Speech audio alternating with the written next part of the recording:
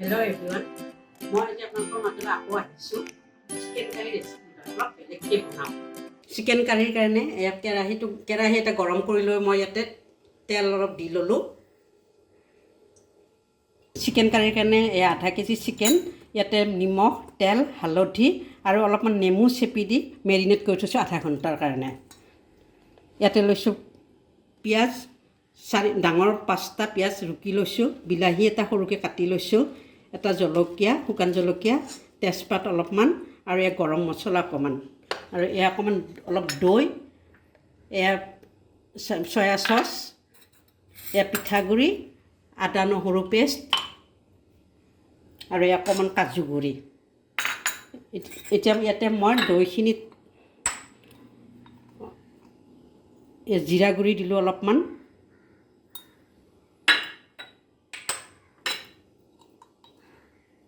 ধনিয়া গুড়ি,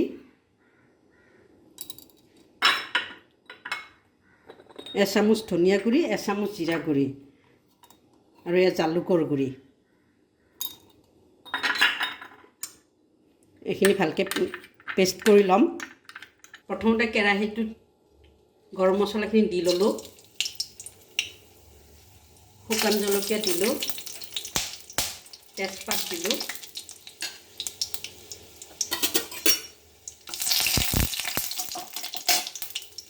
পিঁয়াজখিনি দি দিলোঁ,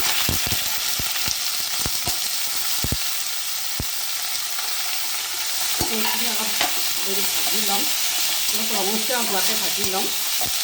পিঁয়াজ ভজা হৈ গ'ল। ইয়াতে এতিয়া কাটি থোৱা বিলাহীখিনি দি দিলোঁ। পিঁয়াজখিনি গলি যাবৰ কাৰণে ইয়াতে অলপমান পানী দি দিলোঁ। এতিয়া অলপ দেৰি বিলাহীটো গলালৈকে এইখিনি ঢাকনি মাৰি থ'লোঁ। পিঁয়াজ আৰু বিলাহীখিনি সিজি গলি গৈছে। এতিয়া ইয়াতে মই চয়া চচখিনি ঢালি দিলোঁ।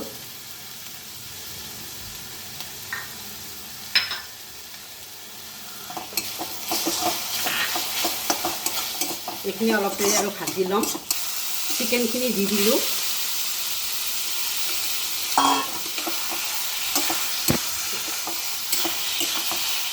লগতে আদা নহৰু জলকীয়াৰ পেষ্টখিনি দি দিলোঁ।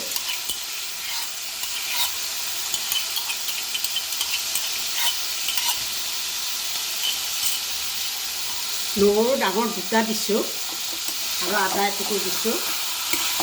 আদা নহৰুখিনি মিক্স হৈ যোৱাৰ পিছত এইখিনি অলপ ঢাকনি লগাই থ'ম।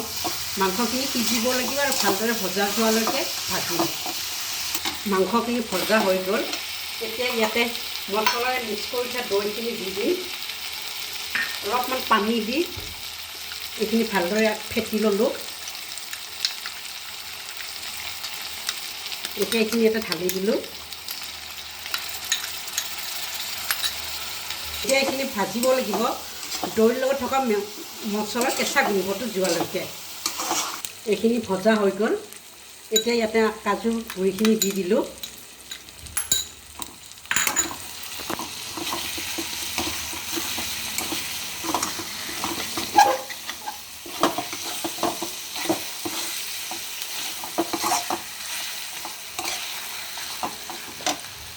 এতিয়া পিঠাগুড়িখিনি দি দিম। অলপমান পানীৰ লগত মিক্স কৰি পানীৰ লগত মিক্স কৰি পিঠাগুড়িখিনি দি দিম।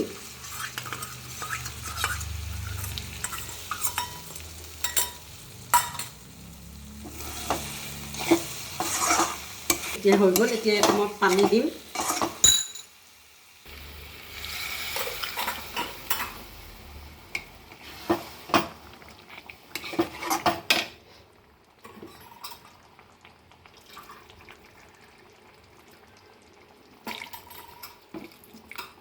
পানী দি দিলোঁ 2 কাপ।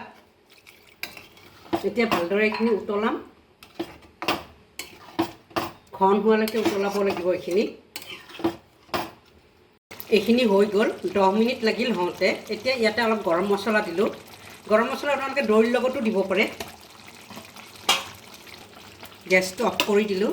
5 মিনিটৰ কাৰণে ইয়াতে ঢাকনি দি লগাই থৈ দিম। হৈ গ'ল আমাৰ পিঠাগুড়িৰে বনোৱা চিকেন কাৰী। এতিয়া গৰমে গৰমে ভাতৰ লগত পৰিৱেশন কৰিম। আপোনালোকে বনাই খাই চাবচোন কেনেকুৱা লাগে। খাই ভাল লাগিছে যদি লাইক কৰিব, ছাবস্ক্ৰাইব কৰিব আৰু শ্বেয়াৰ কৰিব।